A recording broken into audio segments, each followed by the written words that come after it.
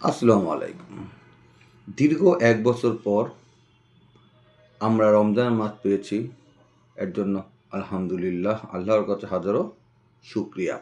এই রমজান মাস উপলক্ষে আমরা অনেকে দান করে থাকি। কিন্তু দান করার আগে ভাববেন আপনার টাকাটা কি বৈধ নাকি অবৈধ?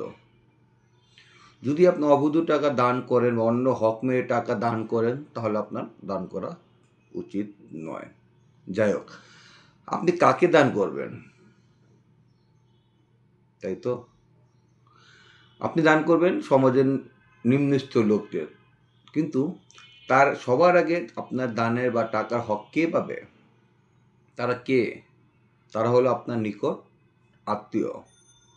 আপনার ভাই, ফুফু, মামা, এরা আপনার থেকে দানের টাকা পাওয়ার অধিকার রাখে সর্বপ্রথম। তারপর আপনি বন্ধু-বান্ধব, প্রতিবেশী তাদেরকে দান করবেন। তারপর আপনি মসজিদ, মাদ্রাসা উন্নয়নের জন্য দান করবেন। তবে সবার আগে আপনার পরিবারের যারা দরিদ্র আছে তাদের খবরাখবর নিবেন। তারা সঠিক বা ঠিক মতন সেহরি, ইফতার করতে পারতেছেন কিনা সেই খবরটা নিবেন এবং তাদেরকেই দান করবেন। আল্লাহ হাফেজ।